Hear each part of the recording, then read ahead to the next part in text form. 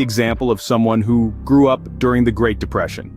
This person would likely have a much more conservative approach to investing than someone who entered the workforce during a bull market. The book presents various other examples and studies that highlight how our emotions, biases, and experiences can cloud our judgment, leading us to make less than optimal financial decisions. Housel argues that by understanding these behavioral tendencies, we can avoid common pitfalls and make better financial decisions. In summary, the key points discussed in the video are: our behavior and psychology play a significant role in our financial decisions. Time in the market is more important than timing the market. Patience, discipline, and long-term thinking are essential for successful investing.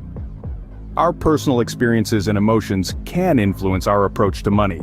Understanding these principles can help us navigate the world of finance with greater wisdom and success.